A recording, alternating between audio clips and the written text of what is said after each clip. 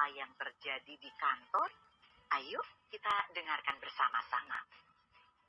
Ayunda merasa sepi karena saat ini Elin, mami mertuanya, mengikuti suaminya, Papi Aditya, ke Singapura untuk mengikuti seminar di sana. Sedangkan suaminya, Gunadarma, telah kembali bekerja di perusahaan keluarga Chandrama Group.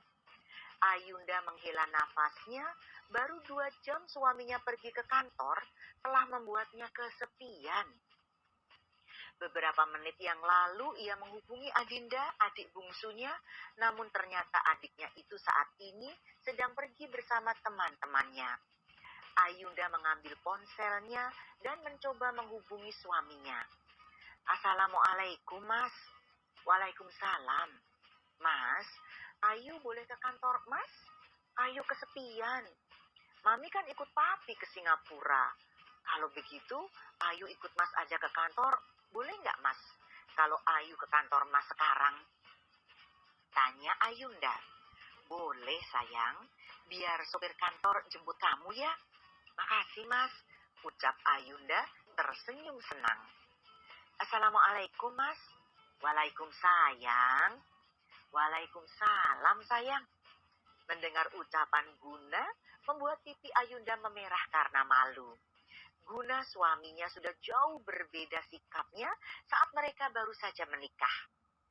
Ayunda mengelus perutnya dengan lembut karena mungkin suaminya sangat memanjakannya akhir-akhir ini karena ia sedang hamil dan ia juga terlihat sangat sensitif hingga Guna selalu menuruti apa yang ia inginkan. Ayunda membuka lemarinya dan mencari sebuah gaun yang cantik agar penampilannya sedikit wah untuk ukuran seorang istri CEO. Mungkin berita tentang dirinya adalah istri Guna belum tersebar ke seluruh karyawan perusahaan. Tapi bagi Ayunda itu tidak penting lagi, asalkan Vivian tidak mengganggu suaminya. Dan ia sudah bisa tenang kalau suaminya tidak diganggu oleh Vivian.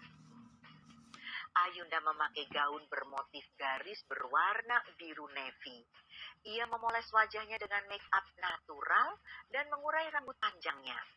Ia membawa tas tangan berwarna hitam di tangannya. Ayunda tersenyum saat melihat sebuah mobil telah sampai di depan rumah dan ia kemudian pamit kepada beberapa pembantu dan ia segera melangkahkan kakinya masuk ke dalam mobil. Dalam perjalanan menuju kantor, Ayunda tampak begitu bahagia karena ia bisa menemui Guna di kantor. Beberapa pasang mata menatap Ayunda dengan tatapan terkejut. Apalagi Ayunda terlihat semakin cantik. Ayunda tersenyum kepada beberapa orang yang mengenalnya dan ia segera masuk ke dalam lift. Ayunda belum begitu berani untuk masuk ke lift khusus petinggi perusahaan. Ia lebih memilih masuk ke dalam lift yang dulu biasanya ia gunakan bersama karyawan lainnya. Ayunda, apa kabar? Tanya Ratih, membuat Ayunda menolehkan kepalanya ke samping dan tersenyum pada Ratih. Baik, Rat, ucap Ayunda tersenyum melihat teman satu divisinya dulu. Kamu cantik banget, yuk. Jujur Ratih, karena penampilan Ayunda dengan pakaian yang mahal membuatnya terlihat sangat cantik dan elegan. Gaun-gaun ini dibelikan Ayunda belum begitu berani untuk masuk ke lift khusus petinggi perusahaan. Ia lebih memilih masuk ke dalam lift yang dulu biasanya ia gunakan bersama karyawan lainnya. Ayunda, apa kabar? Tanya Ratih, membuat Ayunda menolehkan kepalanya ke samping dan tersenyum pada Ratih. Baik, Rat, ucap Ayunda tersenyum melihat teman satu divisinya dulu. Kamu cantik banget, yuk. Jujur Ratih, karena penampilan Ayunda dengan pakaian yang mahal membuatnya terlihat sangat cantik dan elegan. Gaun-gaun ini dibelikan Elin tanpa sepengetahuan Ayunda. Ibu mertuanya itu sangat perhatian padanya.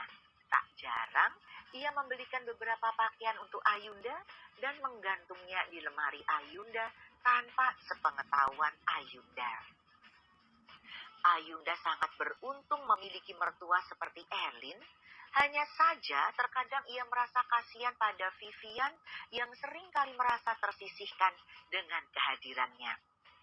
Elin bahkan lebih memilih mengajaknya, alih-alih mengajak Vivian yang saat ini telah menjadi menantunya. Sebenarnya, di rumah mertuanya saat ini ada Vivian yang saat ini juga tinggal bersama mereka. Tapi Ayunda memilih untuk tidak mendekati Vivian karena sepertinya Vivian tidak menyukainya dan mereka juga saling tidak menyukai. Ayunda telah berdamai dan memaafkan Vivian. Namun Vivian memilih untuk menghindar ketika mereka berpapasan di rumah. Gemal memang sangat keras dan memperlakukan Vivian sangat kasar. Ia sebenarnya kasihan pada Vivian, namun Guna melarang Ayunda untuk ikut campur urusan Gemal dan Vivian. Yuk, masuk grup lagi ya. Kita kangen yuk sama kamu. Jujur Ratih membuat Ayunda tersenyum. Jangan blokir lagi nomor ponsel kita yuk. Melan, dia menyesal karena tidak mempercayaimu dan aku minta maaf yuk, ucap Ratih pelan. Beberapa orang masuk ke dalam lift, membuat keduanya memilih untuk diam. Sebenarnya, Ayu juga merindukan semua teman-temannya. Hanya saja, saat teman-temannya tidak mempercayainya dan memfitnahnya, membuat Ayunda kecewa dan memilih keluar dari grup chat mereka dan memblokir kontak mereka. Maaf, aku nggak bermaksud memblokir kalian semua. Hanya saja aku kecewa. Kalian udah aku anggap seperti sahabatku sendiri, tapi kalian tidak ingin mendengar penjelasanku saat itu. Ting! Pintu lift terbuka. Ayunda tersenyum kepada Ratih. Nanti aku hubungi lagi ya, Rat, ucap Ayunda membuat Ratih tersenyum. Oke yuk, ucap Ratih sambil keluar dari dalam lift. Lift kembali tertutup dan menuju lantai atas. Ting! Lift terbuka dan Ayunda segera keluar dari dalam lift dan menuju ruangan Guna. Sekretaris Guna tersenyum kepada Ayunda dan ia membantu Ayunda untuk membuka pintu. Ia mempersilahkan Ayunda masuk ke dalam ruangan Guna. Ayunda tersenyum melihat suaminya itu duduk di kursi kebesarannya. Namun saat melihat seorang perempuan cantik berada di sofa, membuat Ayunda ingin menangis karena cemburu. Wanita cantik itu terlihat sangat menarik dan hormon kehamilannya membuatnya berpikiran negatif. Mas Guna nggak selingkuh